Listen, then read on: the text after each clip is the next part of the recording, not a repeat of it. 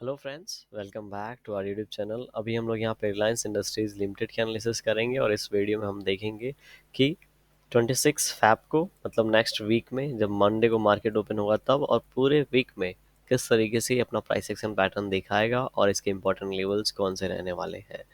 तो जिस तरीके से हमने लास्ट वीक यहाँ पे डिस्कस किया था, ठीक है, कि 2-3 वीक से यहाँ पे ज़्यादा मोमेंटम नहीं हो पाया है।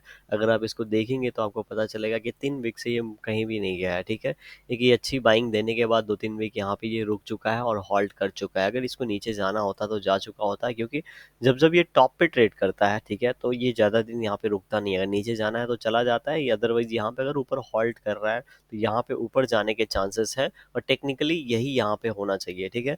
जब भी कोई बायर्स किसी लेवल को अच्छे तरीके से होल्ड कर रहे हैं, ऊपर की ओर मेंटेन करके रखे हैं, मतलब वहाँ पे बायर्स इसको ऊपर की ओर लेके जा सकते हैं, राइट। अदरवाइज देखेंगे यहाँ पे सेलिंग कितनी तेज हुई है, 2-3 दिन में ही यहाँ पे तुरंत शेयर नीचे की ओर आ गया है। लेकिन ऐसे सिचुएशन में बहुत ज़्यादा गैप डाउन ओपनिंग नहीं होना चाहिए, क्योंकि जितने लोग यहाँ पे पोजीशन बना रहे हैं, बना के रखे हैं, अगर गैप डाउन ओपनिंग होता है तो बहुत लोग का एसएल हिट हो जाएगा और बहुत लोग डर के एग्जिट करने लगेंगे। उस सिनारियो में ये शेयर नीचे की ओर आ सकता है। तो यहाँ पे डेली टाइम फ्रेम पे तो आज के दिन हम लोग को अच्छी क्लोजिंग मिली है। जो भी हमारे पास रेंज था उनको ये ब्रेक करके ऊपर की ओर निकल गया है। अगर वीकली टाइम फ्रेम पे देखेंगे तो वीकली टाइम फ्रेम पे हमने बात किया था कि अगर यहाँ पे इसका हाई ब्रेक होता है तो एक अच्छा मोमेंटम हो सकता है, लेकिन इस वीक में भी बहुत ही ज़्यादा अच्छा खासा कोई बहुत बड़ा मोमेंटम नहीं है दिया है, ठीक है। इस शेयर के बारे में एक चीज़ आप ध्यान के लेके चलेंगे कि ये बहुत ज़्यादा मोमेंटम देने वाला शेयर नहीं है, ठीक है। हो सकता है 2-4 महीनों में एक बार ये बड़ा मोमेंटम दे, अदरवाइज ये छोटे छोटे ही मोमेंटम देता है। इसका एक वीक का जो कैंडल है, एवरेज कैंडल अगर आप देख के चलेंगे तो बड़े बड़े जो कैंडल है 100 के आसपास है, और छोटे के तो अगर 50 रुपीज़ के आसपास है। तो 100 के आसपास अगर इसका आप एवरेज मान के चलेंगे तो एक वीक में ये 100 के आसपास ऊपर या नीचे जाता है और रुक गया। तो यहाँ पे देखेंगे, ये इसका अगर चाल देखेंगे तो यहाँ पे मोमेंटम किया 2 वीक में 100 रुपीज़ का, उसके बाद 2 वीक रुक गया, फिर यहाँ 2 वीक रुका, फिर यहाँ 2 वीक रुका, और अभी 2 वीक रुकने के बाद निकला है, ठीक है। तो अगर नेक्स्ट वीक में फ्लैट ओपनिंग होती है, उसके बाद हमें देखिए 2987 के आसपास ट्रेड कर रहा है। हमने बात किया था कि 3000 का हम लोगों का टारगेट रहेगा। तो फ्लैट ओपनिंग होती है तो 3000 को ये जाके हिट करेगा। हिट करने के बाद बायर्स की पूरी कोशिश रहेगी इसके ऊपर क्लोजिंग मिल जाए, ताकि नेक्स्ट डे फिर ये आराम से 33,050 के आसपास जा सके, क्योंकि ये हमारे यहाँ पे टारगेट अभी है, ठीक है। मेन टारगेट आप सभी को पता है 3400 है। बहुत से लोग ऑप्शंस में इस शेयर के अंदर पैसे लगाते हैं, और अगर मैं होता तो इसके अंदर पैसे नहीं लगाता, ठीक है। ऑप्शन से मैं पैसे मैं वहीं लगाता जहां पे एक अच्छा खासा ब्रेकडाउन हो रहा हो या ब्रेकआउट हो रहा हो, ठीक है। और ये शेयर आपको पता है निफ्टी के में एक अच्छा खासा वेटेज रखता है, तो इसका भी इम्पैक्ट मार्केट पे होता है। इसीलिए इस शेयर को नहीं लेके किसी और शेयर पे आपको अगर ऑप्शंस करना है तो किसी और शेयर्स में ज़रूर ट्राई करना चाहिए। अगर मैं होता तो इस शेयर में ट्राई नहीं करता, किसी और में ट्राई करता। मैं पहले ही बता दूं, मैं ऑप्शंस में ट्रेड नहीं करता हूं, ना ही मैं किसी को कोई भी एडवाइस देता हूं ऑप्शन में ट्रेड करने के लिए। जब तक आपके पास कोई भी एक्सपीरियंस नहीं है तब तक आपको नहीं करना चाहिए। अभी यहाँ पे देखेंगे वीकली टाइम फ्रेम पे एक अच्छा सिचुएशन बन रखा है। अगर यहाँ पे हम लोग को यहाँ पे ब्रेकआउट मिलता है नेक्स्ट वीक में तो ये और ऊपर की ओर जा सकता है, और हम लोग 3100 तक का हम लोग टारगेट लेके चलेंगे।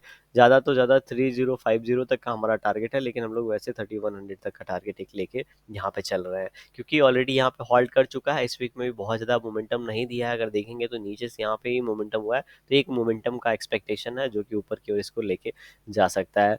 अगर यहाँ पे अगर मान लेते हैं किसी की वजह से ये नीचे की ओर आता है और बिल्कुल जितना बड़ा ये कैंडल है उतना बड़ा यहाँ पे रेड कैंडल बना देता है, तो ऐसी सिचुएशन में ये नेगेटिव हो जाएगा, और ऐसे सिचुएशन में बेरिश हो जाएगा, और वैसे सिचुएशन में 2800 के आसपास आने की पूरी प्रॉबिलिटी बना लेगा। लेकिन यहाँ पे अगर ऐसा सिचुएशन बनता है तो अदरवाइज ये ऊपर जाता है, तो हमारे लिए अभी भी ये हमारे लिए बुलिश ही है। और हम लोग अब 15 मिनट टाइम फ्रेम पे चलते हैं और 15 मिनट टाइम फ्रेम पे कुछ चीज़ें यहाँ पे समझने की कोशिश करते हैं। 15 मिनट टाइम फ्रेम पे पहले ही हमने बात किया था कि यहाँ पे इस तरीके से ट्रेंड लाइन है जिसको फॉलो कर रहा है, और ऊपर से ये इस तरीके से है, ठीक है। अगर इसको स्ट्रेट लेके जाएंगे तो इस तरीके से यहाँ पे एक लाइन बनेगी। तो यहाँ पे इन पॉइंट्स को टच करते हुए ये ऊपर नहीं निकल रहा है। एक बार ये इस चैनल से, ठीक है, जिस चैनल में ट्रेड कर रहा है, इस चैनल से बाहर निकले तो एक ये अच्छे तरीके से ऊपर की ओर निकल सकता है। और अभी के लिए जो मौका है ये बहुत ही सुनहरा सुनहरा मौका है। यहाँ पे अगर देखेंगे तो यहाँ पे आया, ठीक है, एक अच्छी मोमेंटम की, होल्ड किया, फिर से रेंज बनाया। अब इस रेंज को अगर ये ब्रेक करके तेजी से निकलता और इस तरीके का कोई मोमेंटम हम लोग को दे देता है तो ये जो चैनल है इसको ब्रेक कर देगा और ऊपर की ओर निकल जाएगा, और 3050 का जो हमारा टारगेट है वो भी हम लोगों को कहीं ना कहीं देखने को जरूर मिलेगा। तो इस तरीके का प्राइस एक्शन पैटर्न बन सकता है ऊपर की ओर। तो ऊपर के लिए अभी हम लोग आज के दिन का जो हाई लगा के रखा है अगर हम लोग देखेंगे तो 2995 का हाई लगा रखा है। तो कम से कम 3003 का ब्रेकआउट होने देंगे। उसके बाद हम लोग अगर ऊपर की ओर ये निकलता है तो 3000 लगभग लगभग कुछ नहीं तो ये जो रेंज है 10-15 रुपीज़ का रेंज है, ये ऊपर की ओर हम लोग को टारगेट दिखा रख सकता है। तो 3 निकलता है तो 3010-15 तक का हम लोग को एक टारगेट ऊपर की ओर देखने को मिल सकता है। और अगर यहाँ पे ये नीचे की ओर आता है, मान लेते हैं इसी जोन में ओपन होता है लेकिन किसी कारणवश ये नीचे आता है, तो ये सारे लेवल्स जो ये ब्रेकआउट करके गया है तो 2980 2970 एक सपोर्ट का काम करेंगे और इसको नीचे नहीं आने देंगे। जब ये इसको हिट करेगा बाउंस बैक आएगा, फिर इसको हिट करेगा बाउंस बैक आएगा, और जब इसके यहाँ पे आके टाइम स्पेंड करके इसको ब्रेक ब्रेक करेगा तब 2950 के आसपास यहाँ पे हम लोग को एक सपोर्ट देखने को मिलेगा। तो अभी जो है ये बुलिश रन में है। अगर यहाँ पे फ्लैट ओपनिंग के बाद ब्रेकआउट देता है तो ऊपर के टारगेट मिलेंगे, लेकिन किसी कारणवश अगर गैप डाउन ओपनिंग होती है इसी रेंज में तो ये यहाँ पे जोन में फंस जाएगा। ठीक है, कोई यहाँ पे डिसीजन नहीं ले पाएगा क्या करना है, बिकॉज बहुत ज़्यादा गैप डाउन भी ओपनिंग नहीं होगी 2960-70 के आसपास होती है तो।